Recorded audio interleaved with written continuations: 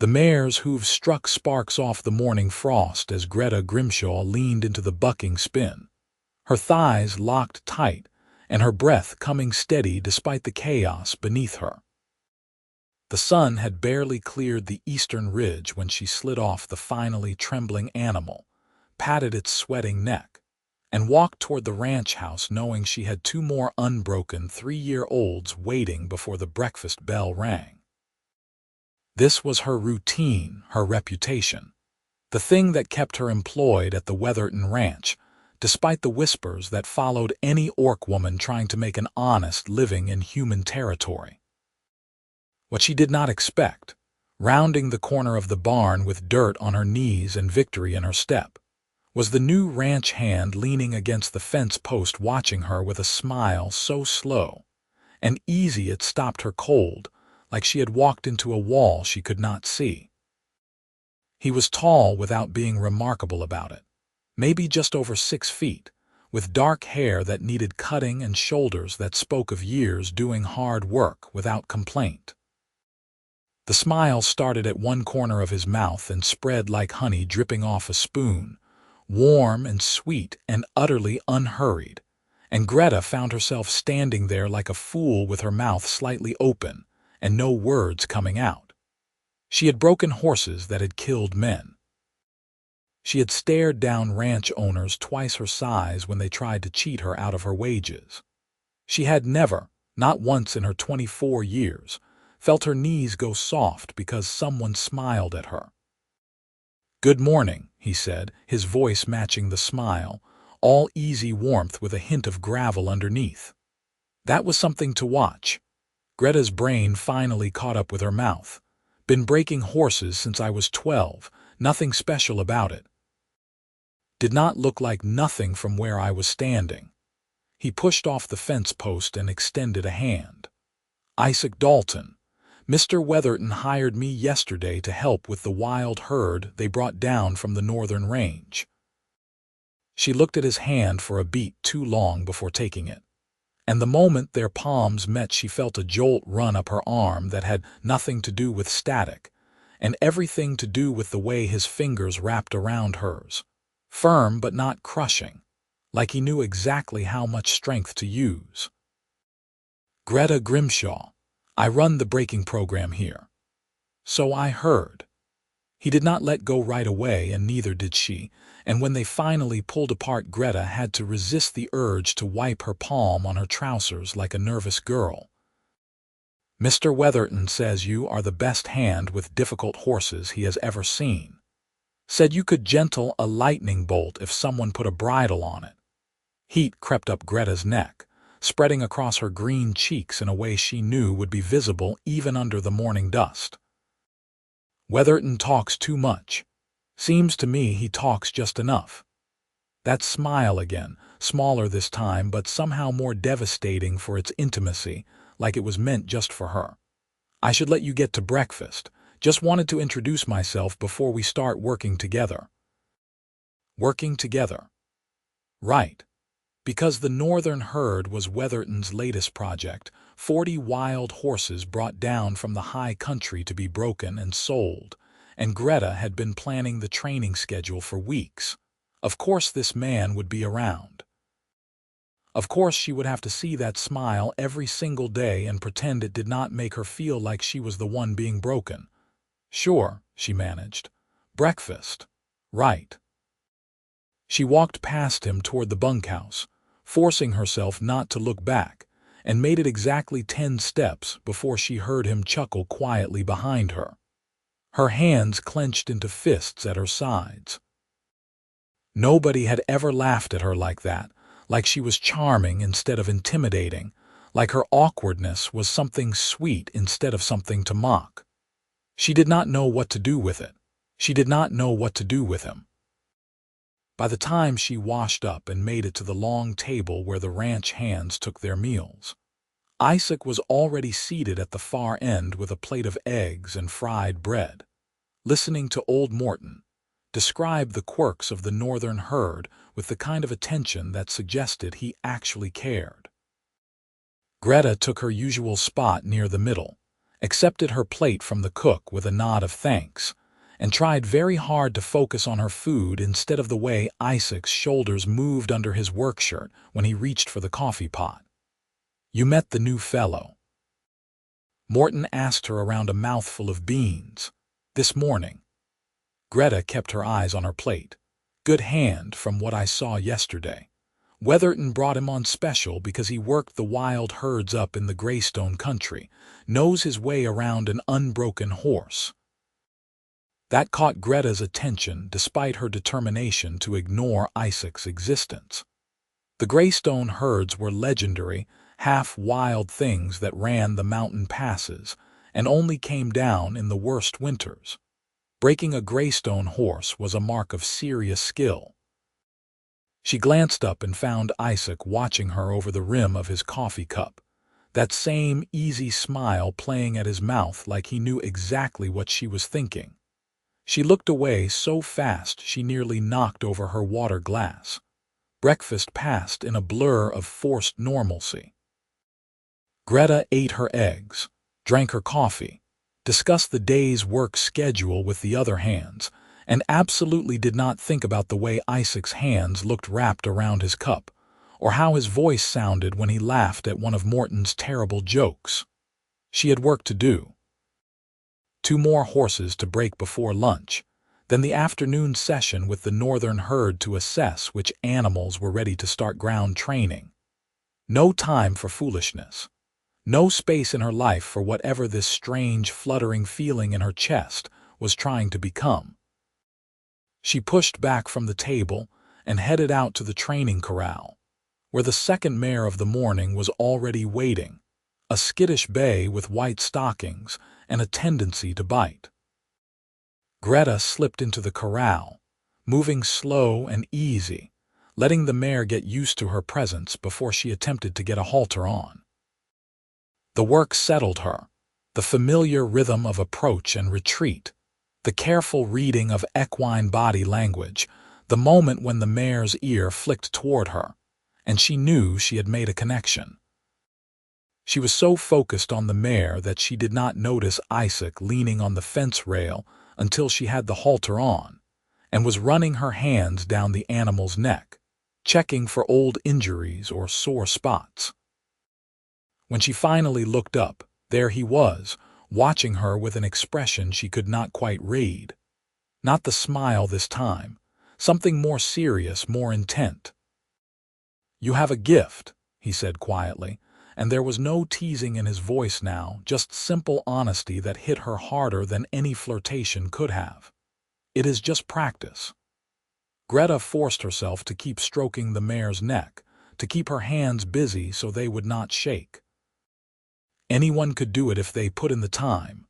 "No," Isaac shook his head. "I have been around horses my whole life, worked with some of the best trainers in 3 territories. What you just did, the way that mare went from ready to bolt to leaning into your touch in under 5 minutes, that is not just practice. That is understanding. That is respect." The word hung in the air between them, heavy with meaning. Respect.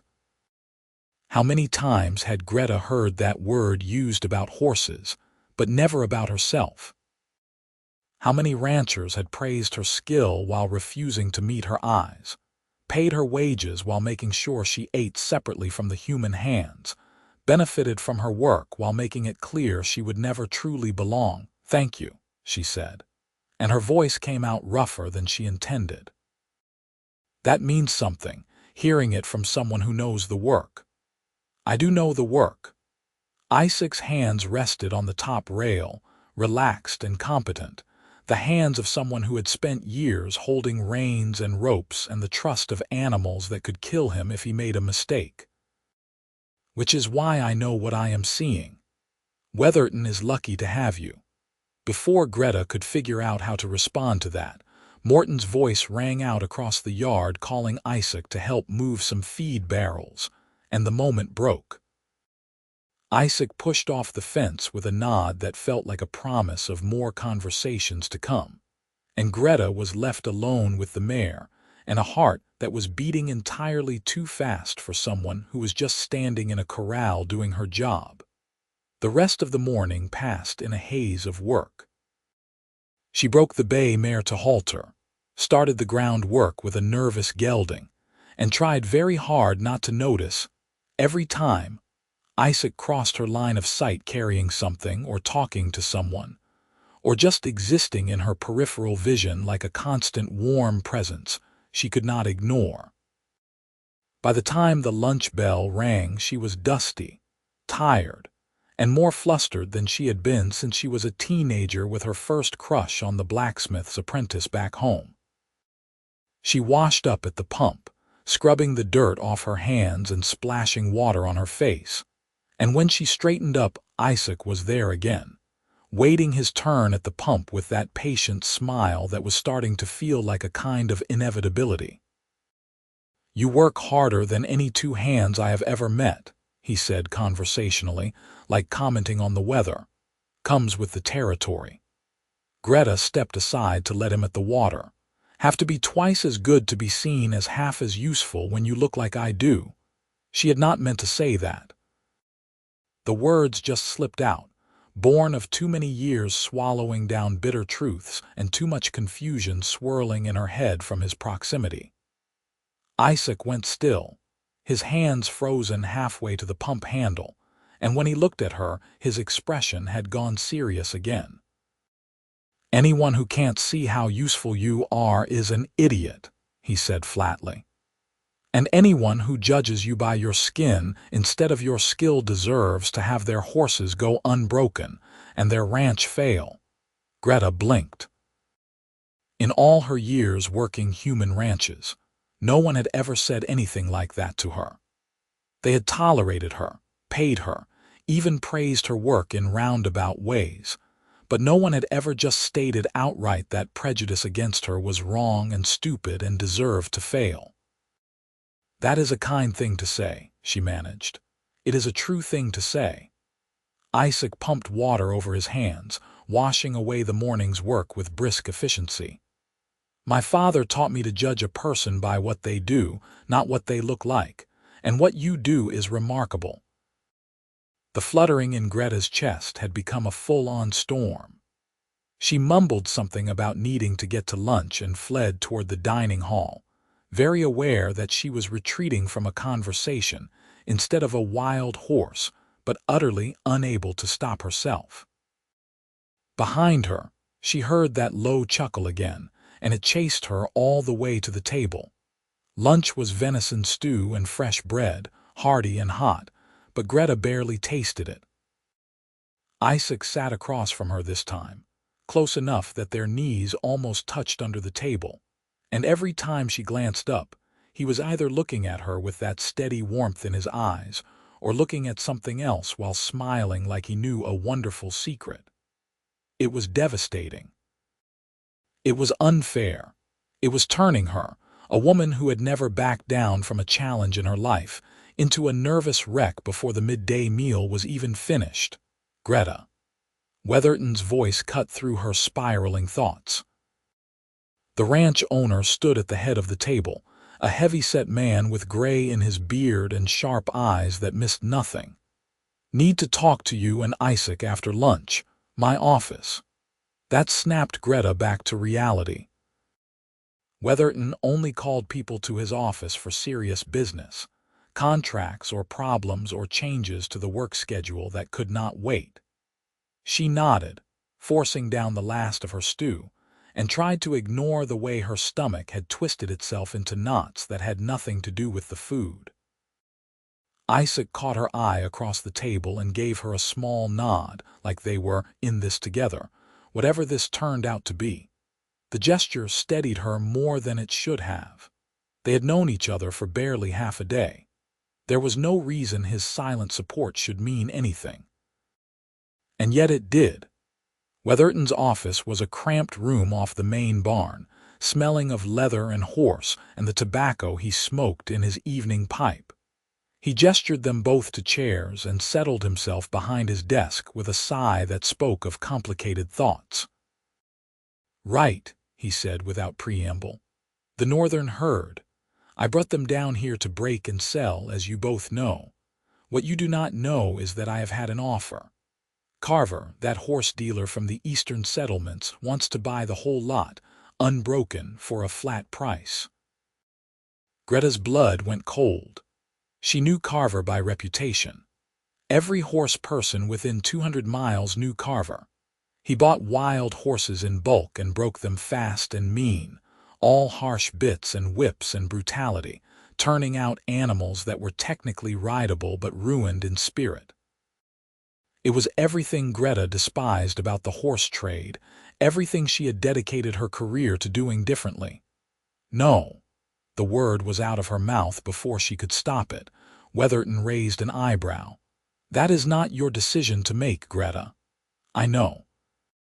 She forced herself to stay calm, to make her case instead of just reacting.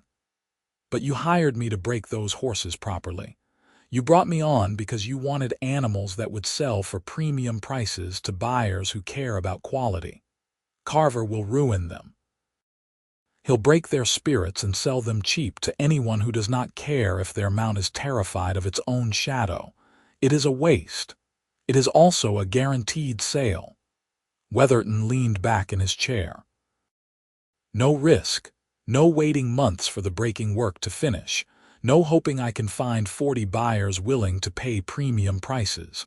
Just one transaction and the whole herd off my hands. At half what they are worth if they are broken right. Isaac's voice was quiet but firm. Greta glanced at him in surprise. He was looking at Weatherton with the same steady calm he brought to everything, but there was steel underneath. I worked for Carver once years ago before I knew better. He is not a good man and he does not do good work. Those horses deserve more. Deserve. Weatherton sighed. You two are going to be the death of my practical nature. They are horses, not children. They are living things that feel pain and fear, Greta said quietly, and they are magnificent. The lead stallion alone, if he is broken properly, could sell for enough to make back a quarter of what Carver is offering for the whole herd. I have seen him run. He is special. Weatherton studied them both for a long moment, his weathered face unreadable. Then he shook his head, not in refusal but in resignation. I have not agreed to anything yet. Carver is coming by in 2 weeks to see the herd and make a final offer. Between now and then, you two show me that my investment in proper breaking is worth more than his quick cash. Get me progress.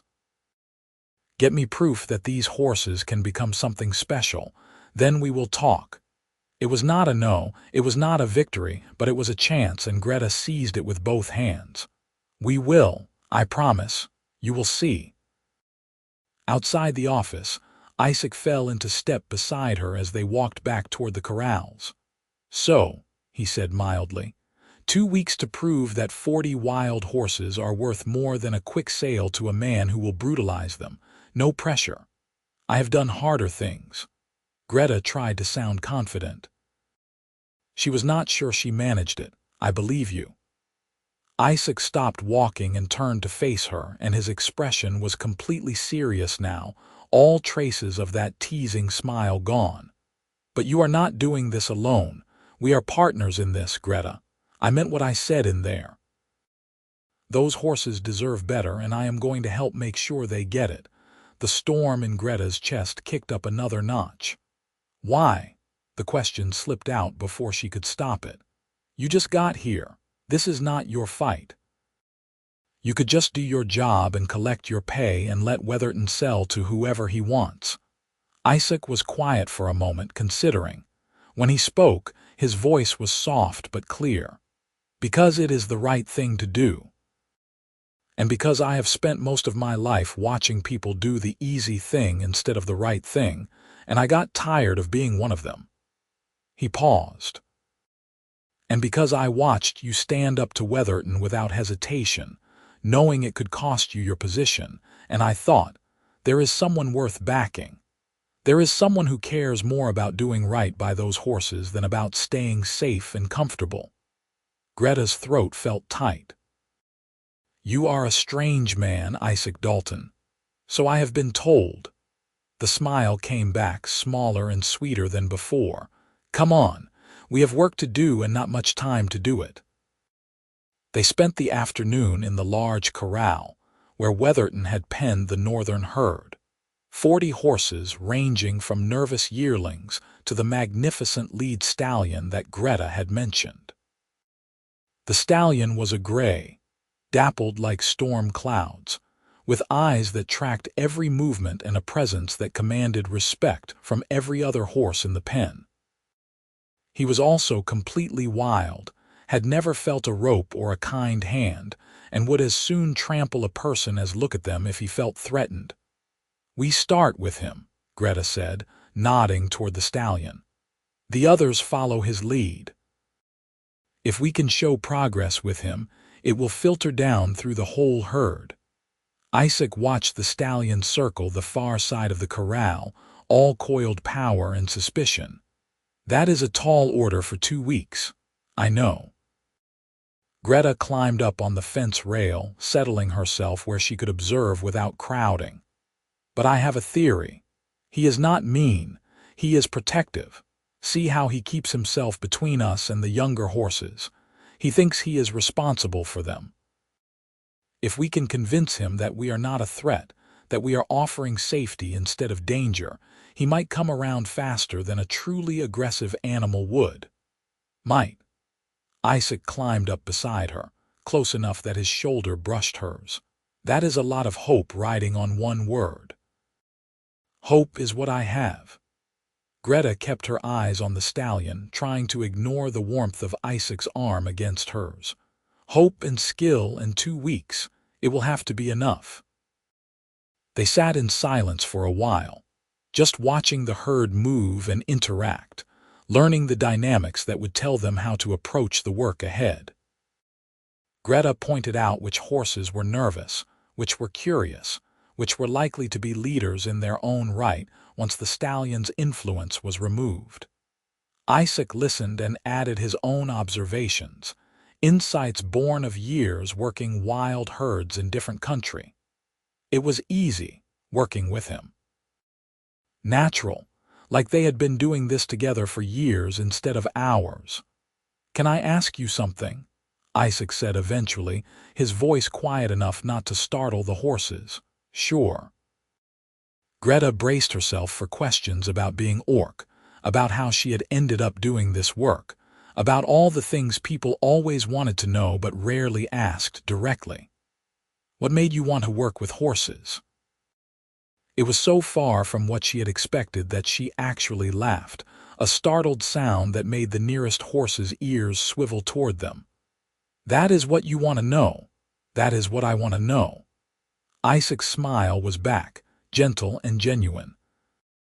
Everything else about you I will learn by working beside you, but the why, the thing that drives a person to choose this life, that is worth asking about. Greta considered the question, reaching back through years of memories. My father was a farrier, she said slowly. Worked for orc settlements mostly, but sometimes human clients would hire him if they were desperate enough and could swallow their pride. He used to take me with him when I was small. I would watch him work, see how he talked to the horses, how he made them trust him enough to let him hold their hooves and hammer metal onto them. It was like magic. These huge, powerful animals, choosing to be gentle because he asked them to. She paused, the memory vivid and bittersweet. He died when I was 11, kicked by a horse he was shoeing, just bad luck and bad timing. After that, my mother could not afford to keep me, so I apprenticed to a trainer in the settlement. Turned out I had my father's gift for it. By the time I was 15, I was breaking horses for hire. By the time I was 18, I was good enough to get work in human territory, where the pay was better even if the welcome was not. I am sorry about your father, Isaac said quietly. It was a long time ago. Greta shrugged, though the ache of loss never fully went away. But I like to think he would be proud of what I do, taking what he taught me and using it to prove that orcs can be just as skilled, just as valuable as anyone else. He would be proud. Isaac's voice carried absolute certainty. Anyone would be proud to have you as a daughter. The words hit Greta like a physical blow, not painful but overwhelming. She blinked hard against the sudden sting in her eyes and kept her gaze fixed on the horses, because looking at Isaac right then would have undone her completely. "Thank you," she whispered. They sat together until the sun started to sink toward the western hills, just watching and planning and existing in a companionable silence that felt more intimate than any conversation. When the evening bell rang calling everyone to dinner, Isaac hopped down from the fence and offered Greta his hand to help her down. She did not need the help, could have jumped down easily on her own, but she took his hand anyway and let him steady her landing, and the brief contact felt like a promise of something she was not ready to name. Dinner was a boisterous affair, the ranch hands swapping stories and complaints in equal measure, but Greta barely participated. She was too busy thinking about the herd, about Carver's looming visit, about the fact that she had 2 weeks to work a miracle or watch 40 horses get sold into a fate she could not stomach. And underneath all of that, threading through every thought like a melody she could not shake, was the awareness of Isaac sitting beside her, his presence solid and warm and increasingly essential in ways that terrified her. That night, lying in her narrow bunk in the women's section of the bunkhouse, Greta stared at the ceiling and tried to make sense of what was happening to her. She had been attracted to people before.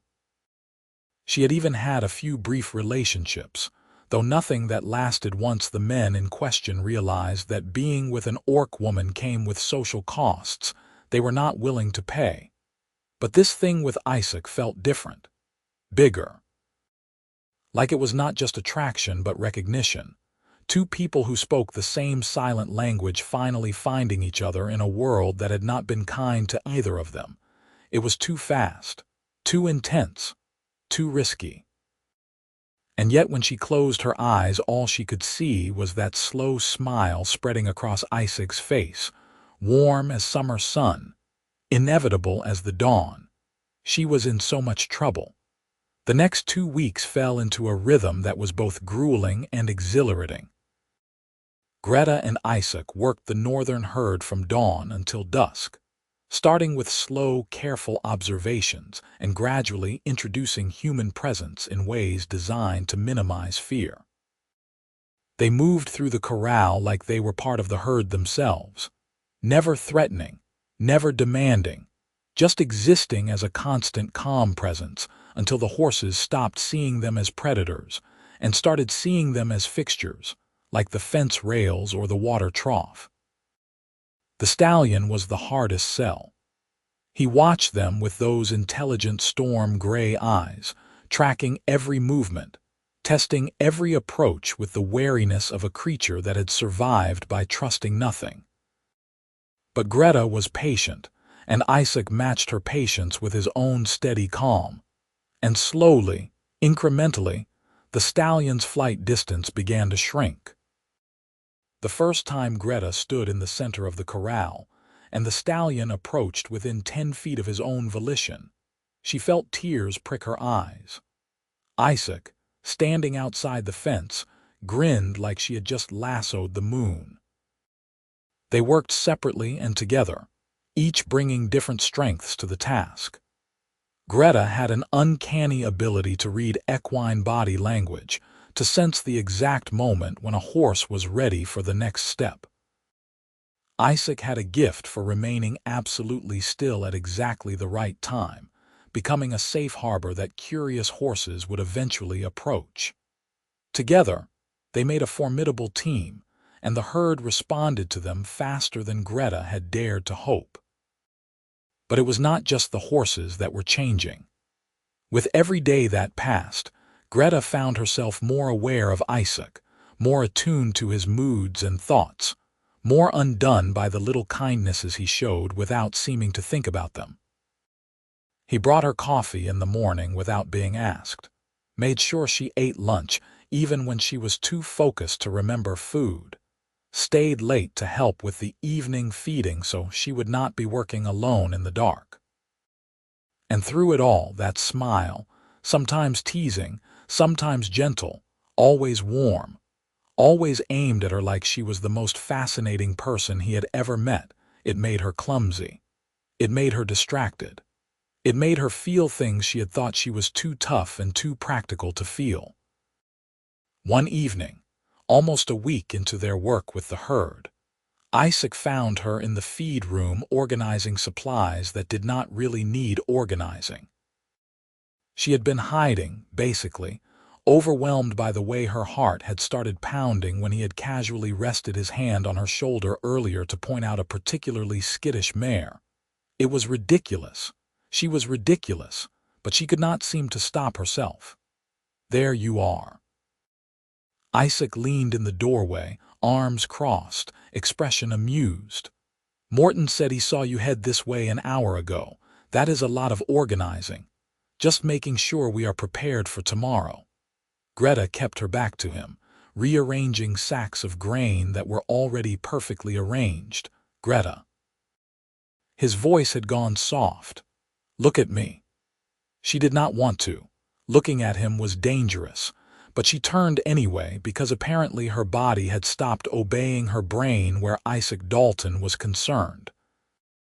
He was watching her with that serious expression he got sometimes, the one that made her feel like he could see straight through all her defenses to the uncertain heart beating underneath.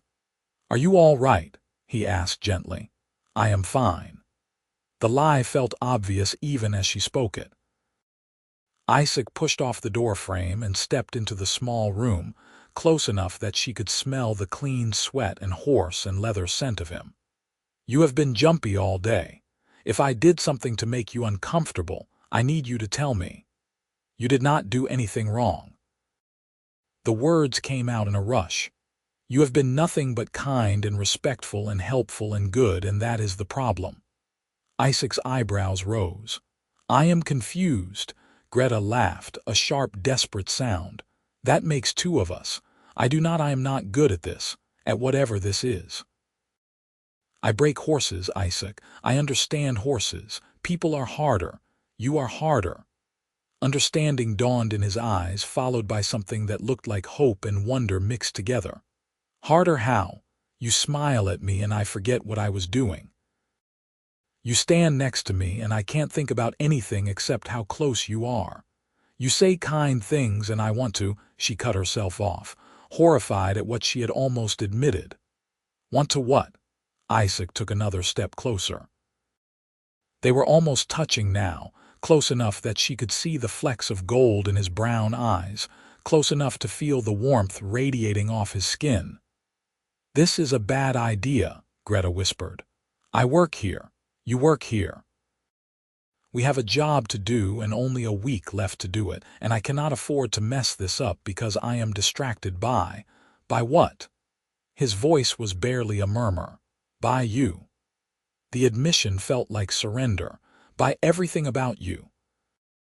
By the way you listen when I talk, and the way you treat those horses with respect, and the way you look at me like I am not like I am, like you are remarkable," Isaac finished quietly. "Because you are. You are the most remarkable person I have ever met, Greta Grimshaw. And I have been half out of my mind trying to figure out if you felt even a fraction of what I have been feeling since the moment I saw you come around that barn covered in dust and looking like victory incarnate." Greta's breath caught. "What have you been feeling?" "Like I have been sleepwalking my whole life and just woke up."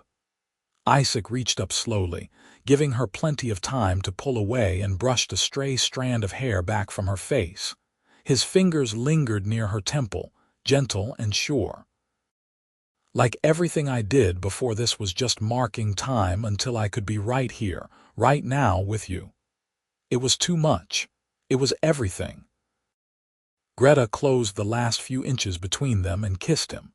clumsy and desperate and absolutely sure. And Isaac made a soft sound of surprise and joy and kissed her back like she was air, and he had been drowning. His arms came around her, strong and careful, and she fisted her hands in his shirt and held on like he might disappear if she let go. When they finally broke apart, both breathing hard, Isaac rested his forehead against hers and laughed quietly. "That was better than I imagined." "And I have been imagining it a lot." "Me too," Greta admitted. "Too much. It is distracting. Maybe we needed to get it out of the way." Isaac's smile was back, warm and bright and impossibly dear. "Now we can focus on the work without wondering. Is that how this works?" Greta could not stop touching him, her hands on his shoulders, his arms, mapping the solid reality of him. "I have no idea." Isaac kissed her again, quick and sweet. "But we can find out together."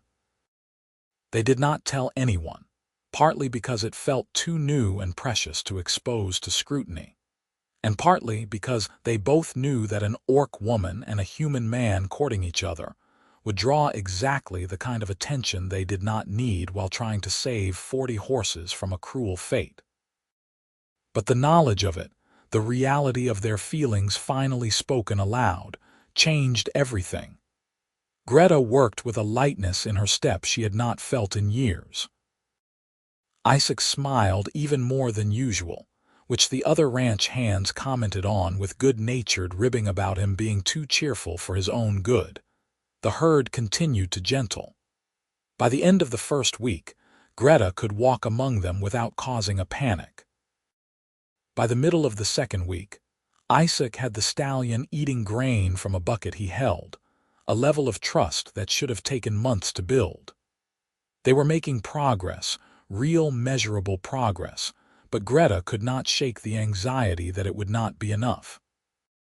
Weatherton needed proof that breaking the horses properly would yield better profits than Carver's quick sale. Proximity and trust were good, but they were not rideable horses. They were not proof. "We need to get a halter on the stallion," she told Isaac on the 13th day, 3 days before Carver's visit. "And we need to do it soon. Weatherton needs to see that we can actually train them, not just make friends with them." Isaac nodded slowly. They were sitting on the corral fence again, a position that had become their planning spot, close enough that their legs touched from knee to ankle. "It is risky. If we push too hard and he panics, we could undo everything." "I know." Greta watched the stallion graze peacefully across the corral. "But the clock is ticking. We have to take the risk." They planned it carefully, choreographing every movement. Greta would approach with the halter hidden behind her back, moving in the slow, steady pattern the stallion had learned to associate with safety. Isaac would position himself on the opposite side of the corral, a familiar presence that would keep the stallion's attention divided and therefore less likely to fixate on the halter as a threat. If it worked, they would have their proof. If it did not, they would have a panicked stallion and a herd that no longer trusted them. The next morning, with the sun barely clearing the horizon and the other ranch hands still at breakfast, Greta slipped into the corral with the halter tucked into her belt under her shirt. Isaac took his position across the pen, relaxed and calm, and the stallion lifted his head from grazing to watch them both with wary curiosity. Greta started walking.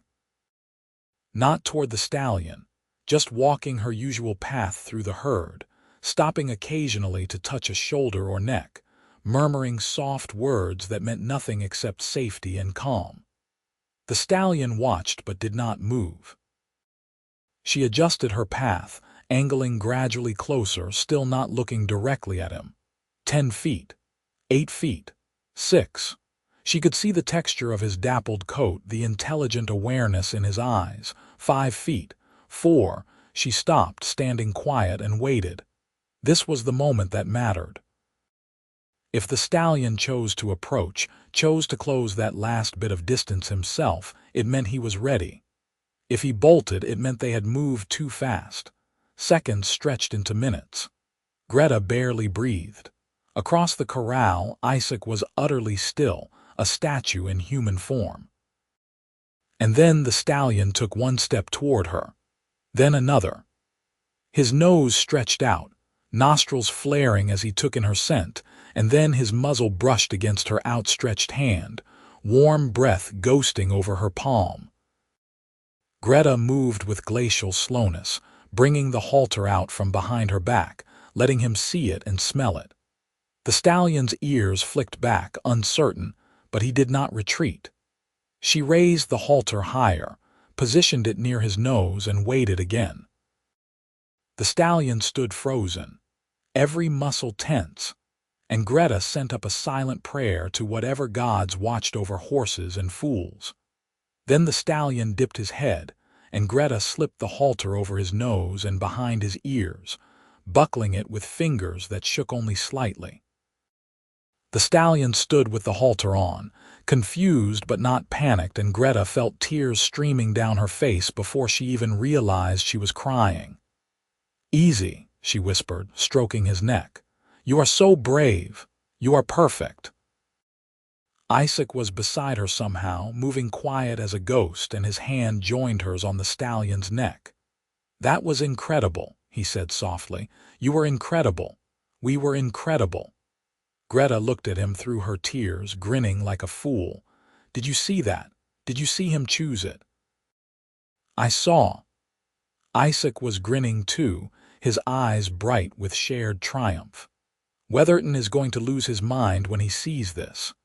They worked with the stallion for another hour, getting him used to the feel of the halter, teaching him to follow gentle pressure on the lead rope. By the time they led him out of the corral and toward the smaller training pen, he was moving like he had been halter broke his whole life. It was a miracle, born of patience and skill and perfect timing, and Greta knew they had just saved the herd. Weatherton came out of his office when he saw them leading the stallion across the yard, his weathered face creasing into an expression of pure shock. "Is that how did you? That has only been 2 weeks.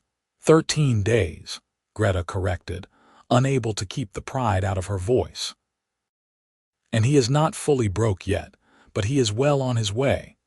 Another week and we can start saddle training. 2 weeks after that and he will be rideable. The rest of the herd is progressing almost as fast. Give us 6 weeks total, and we can have 20 horses ready to sell at premium prices, with the rest ready to follow within the season."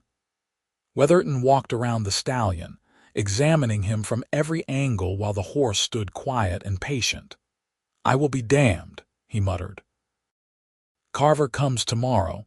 I was half convinced I would have to take his offer because you two would not have anything to show, but this is proof." "So you will turn Carver down?" Isaac asked, his voice carefully neutral. Weatherton sighed. "I will hear what he has to say.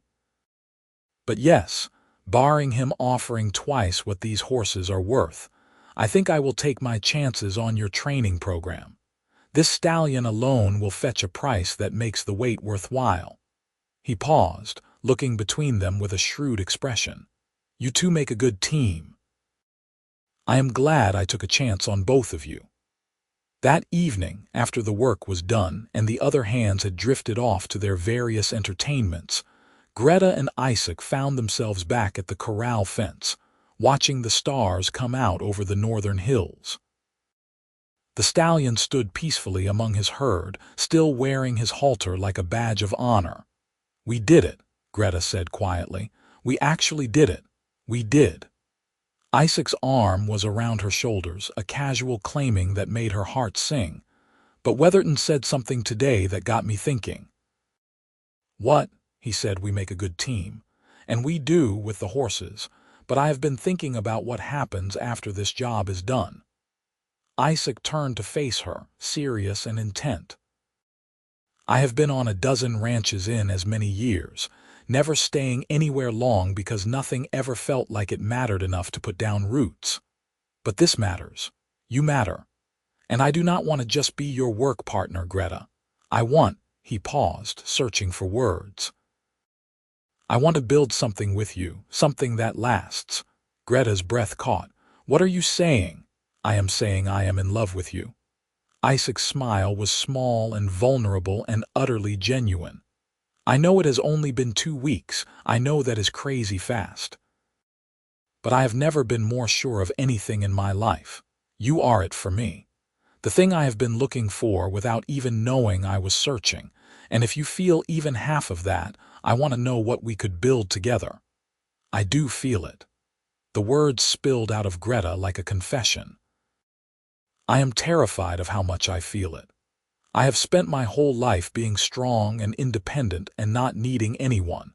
And then you showed up with your ridiculous smile and your kindness and your respect. And suddenly, I cannot imagine doing any of this without you. Isaac kissed her then, slow and deep and full of promise, and Greta kissed him back with everything she had. When they finally broke apart, she rested her head on his shoulder and let herself imagine a future that had seemed impossible just weeks ago. A future with partnership and purpose and someone who saw her for exactly who she was and loved her for it. What do you want to build? She asked quietly. Isaac was quiet for a moment, thinking. A ranch of our own, maybe. Small at first, just enough land for a decent herd. We could break horses together the right way, build a reputation for quality. Take on the animals other people have given up on. Make something that matters. It was a beautiful dream, spoken in the dark with stars overhead and the sound of horses breathing in the night. Greta wanted it with an intensity that scared her. That takes money, more money than either of us has. I have been saving for years, Isaac admitted.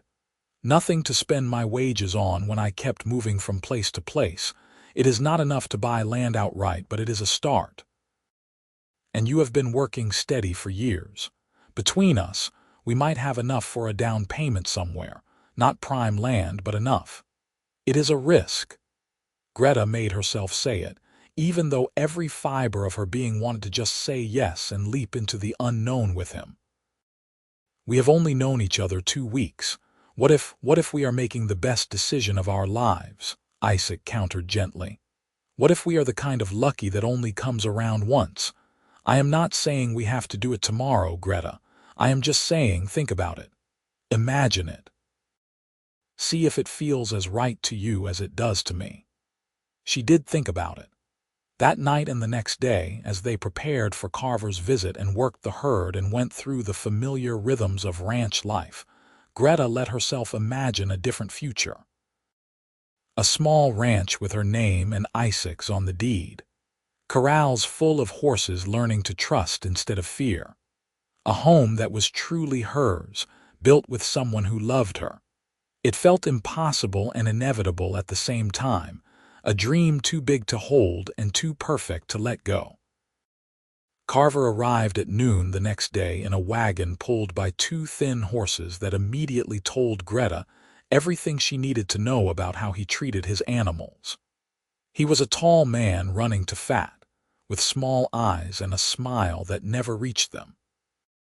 Weatherton met him in the yard and Greta stayed back, not wanting her presence to complicate negotiations, but Isaac stood beside her in silent solidarity.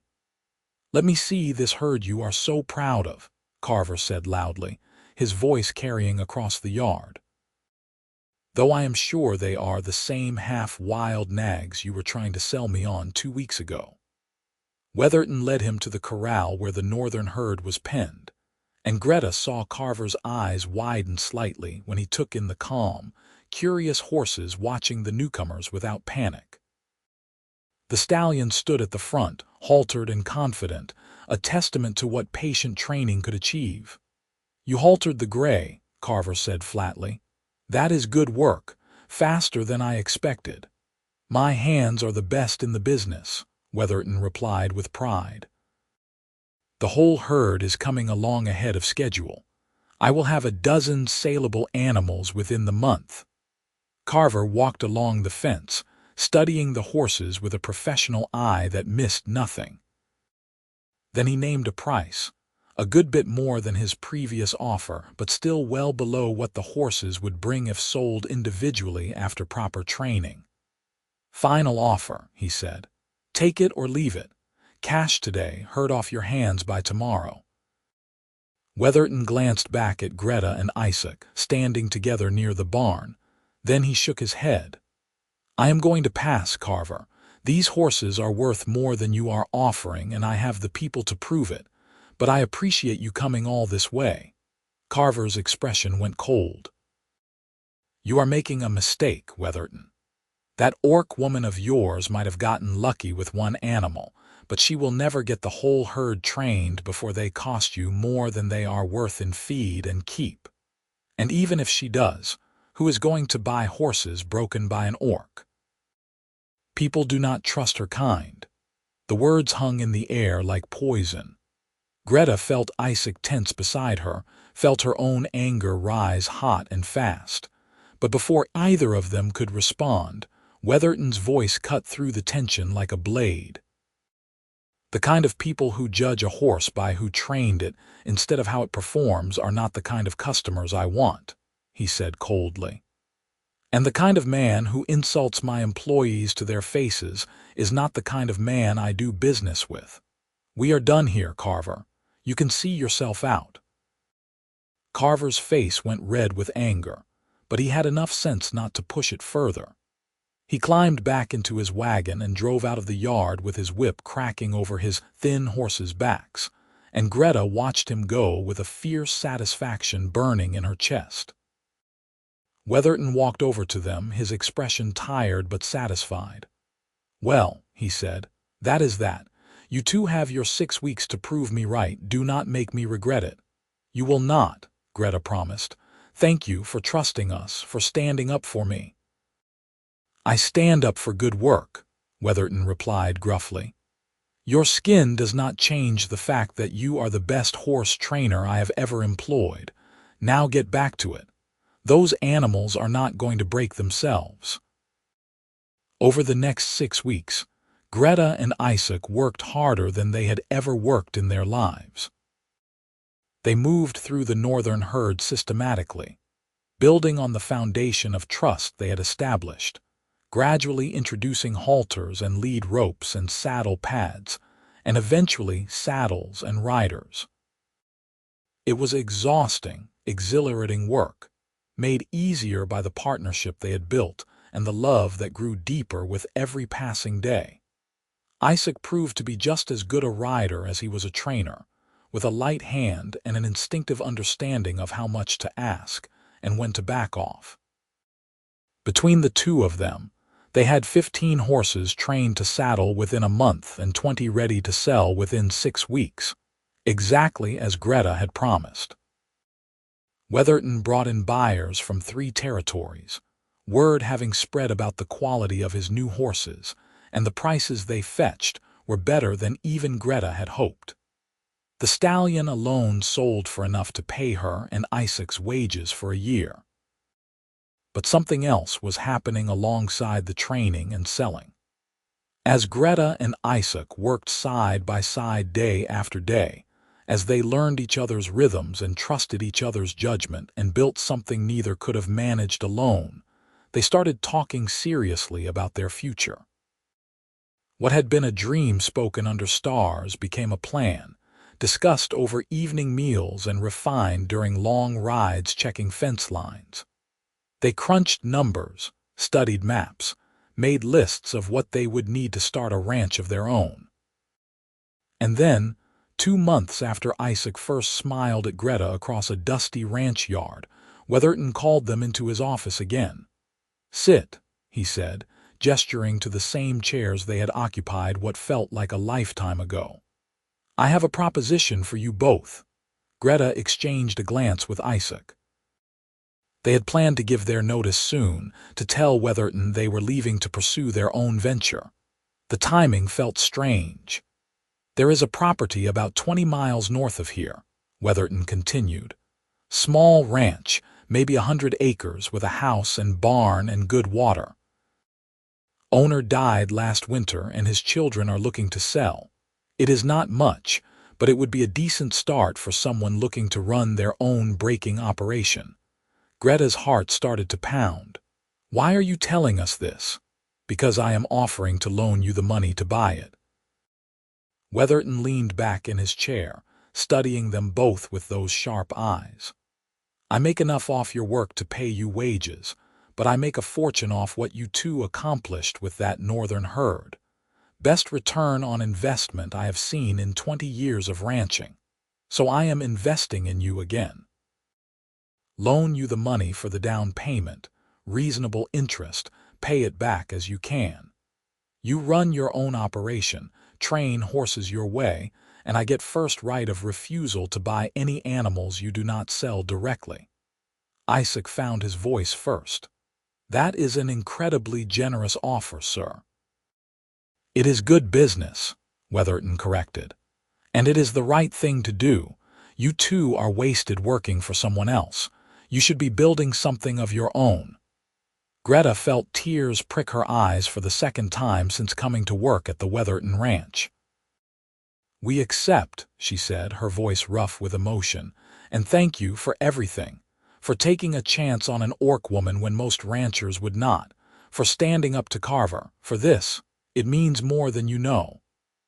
Weatherton waved a hand, uncomfortable with sentiment. Just make me look smart for investing in you, and invite me to the wedding when you two finally get around to admitting you are courting. Both Greta and Isaac jerked in surprise, and Weatherton laughed at their expressions. I may be old, but I am not blind. The way you two look at each other could gentle a wild horse all by itself. Just be happy. That is all I ask. They rode out to see the property the next day, just the two of them on a pair of the newly trained horses. The ranch was small but well maintained, with a sturdy house that needed some repairs and a barn that would hold a dozen horses comfortably. The land rolled out in gentle hills, dotted with trees and crossed by a clear stream. It was perfect.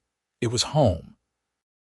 We could build something here, Isaac said, dismounting and turning in a slow circle to take it all in. Something real. We could, Greta agreed.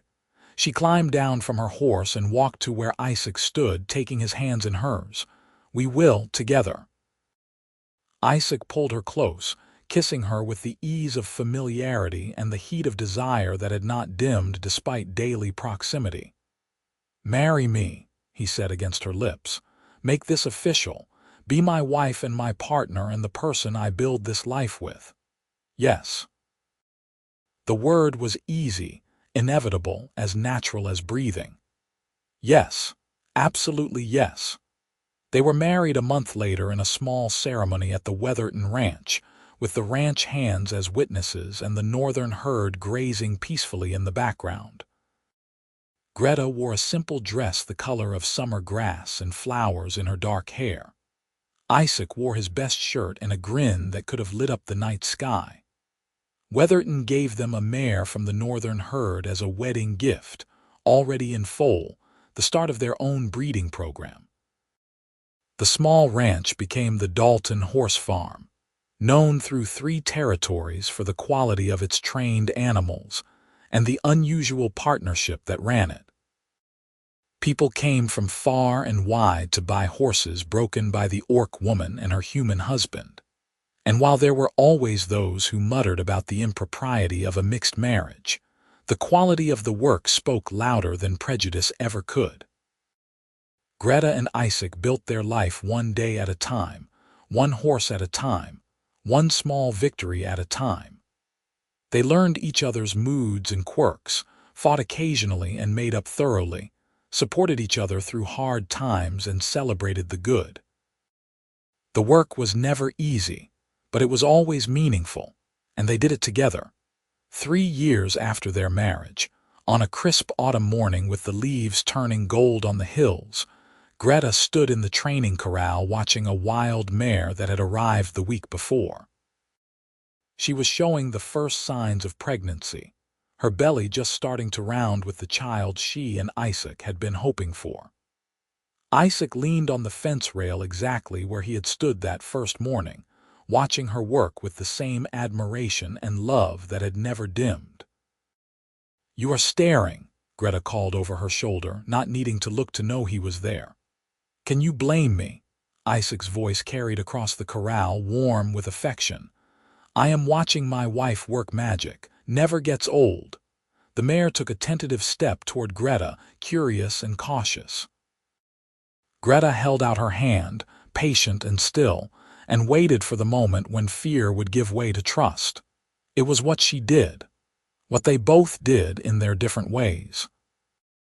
Taking wild things and showing them that gentleness was possible, that trust could be earned, that the world did not have to be a frightening place if you found the right person to face it with. The mare nuzzled her palm and Greta smiled, feeling the future unfold before her like a gift. There would be challenges ahead, she knew. Raising a child in a world that did not always welcome orc and human families.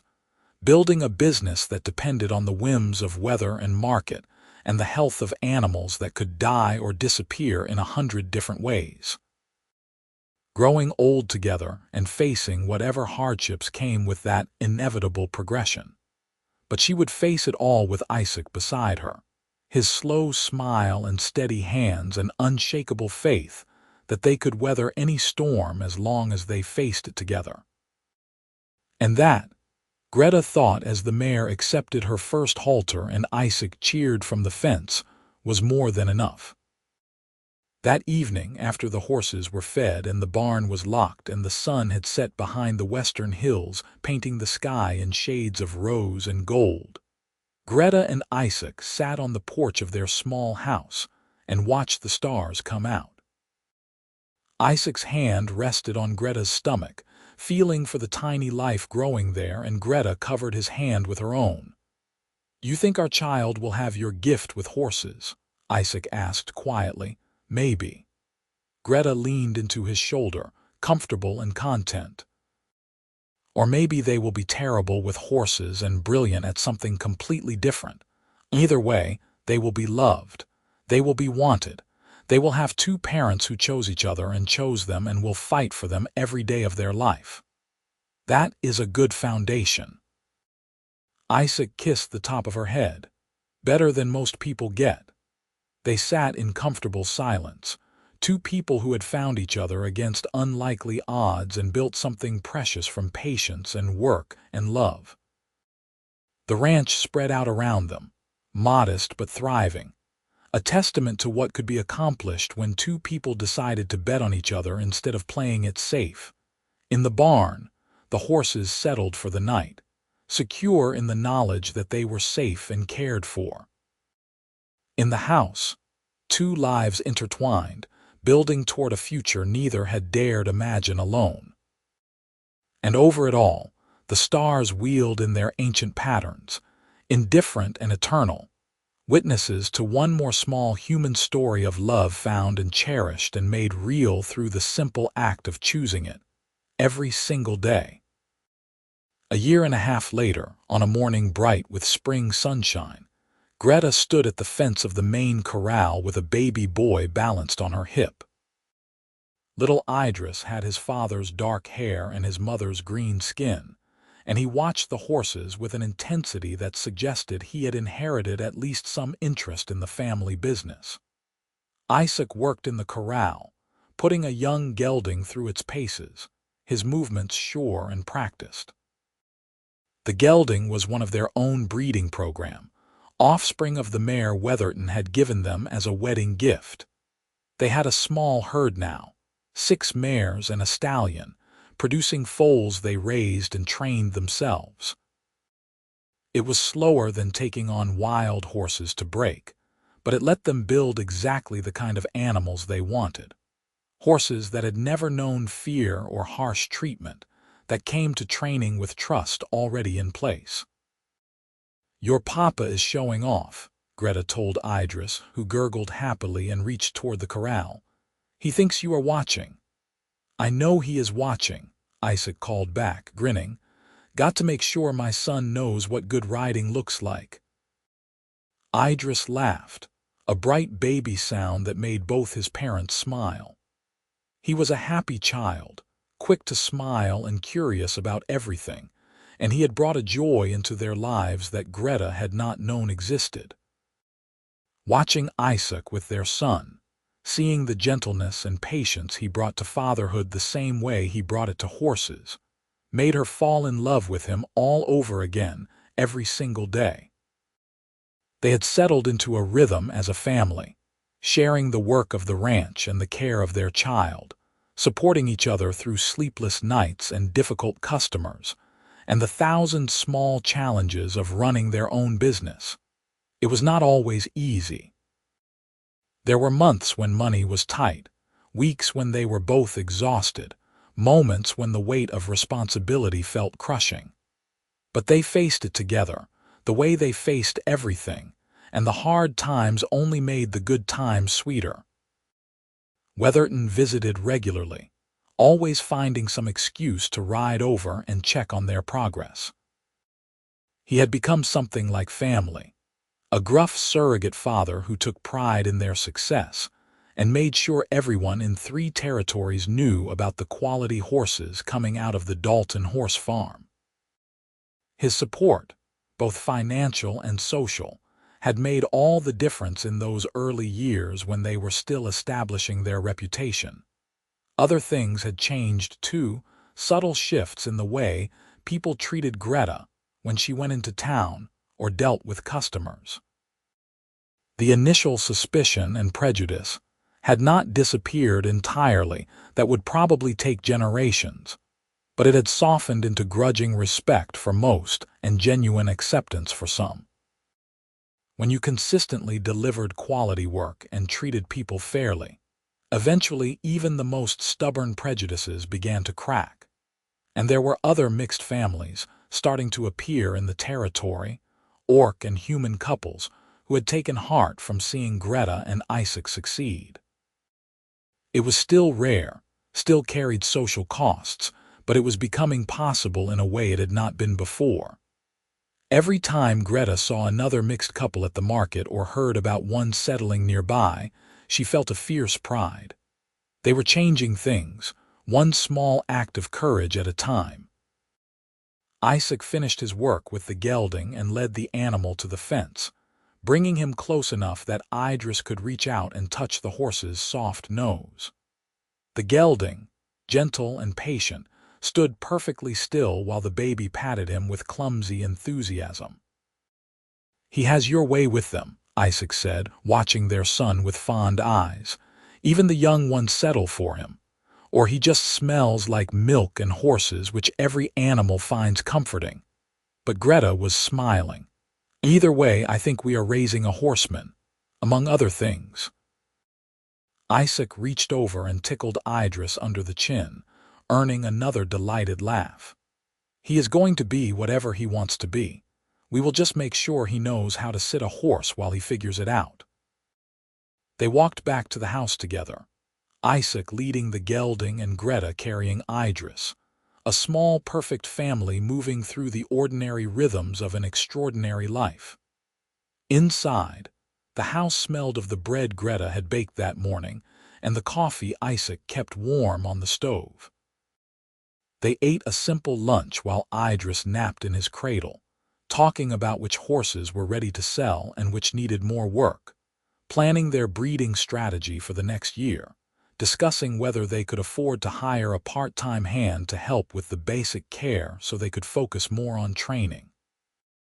It was the kind of conversation they had almost every day, practical and focused on the work, but underneath, it ran the current of partnership and love that made even the mundane feel significant. This was what they had built. Not just a ranch or a business, but a life of shared purpose and mutual respect, where both their skills mattered and both their voices were heard. That evening, after Idris was asleep and the barn was quiet, Greta and Isaac walked out to check on the herd one last time before bed. It was a habit neither could break, the need to see with their own eyes that all was well with the animals in their care. The horses grazed peacefully in the moonlight, dark shapes moving slowly across the pasture. "You ever think about that morning we met?" Isaac asked, his arm around Greta's waist. "How different everything could have been if Weatherton had not hired me, or if I had been assigned to different work, or if you had been less willing to work with a stranger." "All the time," Greta admitted. "But I try not to dwell on it. We found each other. That is what matters." "We did." Isaac pulled her closer, kissed her temple. "And I found home. I spent so many years wandering, thinking I was looking for the perfect place or the perfect job. Turns out I was just looking for the perfect person to build something with." "Nothing about this is perfect," Greta pointed out, but her voice was warm with affection. "The roof leaks, the barn needs new boards, we are always one bad season away from disaster. Perfectly imperfect, then." Isaac turned her to face him, his expression serious in the moonlight. "You know what I mean. This life we built, this family, this purpose. It is everything I needed and more than I knew to hope for." Greta reached up and traced the line of his jaw, marveling as she always did at the fact that this good, kind, patient man had chosen her. "You broke me before lunch," she said softly, referencing the joke they had made countless times over the years. "I spent my whole life unbreakable, and then you smiled at me and I was done for." "Good." Isaac grinned, that slow, warm smile that still made her heart skip even after years of marriage. "Because I was broken the moment I saw you come around that barn looking like you had just conquered the world. Best thing that ever happened to me, falling for you." They stood together in the moonlight, two people who had taken a chance on each other and won everything that mattered. Around them, the ranch they had built together spread out quiet and peaceful, a small patch of ground carved out of a hard world where love and skill and determination had proven enough. Where two people who were not supposed to fit together had created a life that fit them both perfectly. Above them, the stars wheeled on and the horses grazed and the child slept safe in his cradle, and the future stretched out full of possibility and promise, and the simple, profound joy of waking up every morning next to the person who made every struggle worthwhile. Years would pass, bringing more children and bigger challenges and the inevitable sorrows that came with living fully. But through it all, Greta and Isaac would face it together, the horsewoman who broke wild stallions and the man whose smile broke her heart wide open, building their life one day at a time with patience and love, and the absolute certainty that they had found in each other exactly what they were meant to find. And that, in the end, was more than enough. It was everything.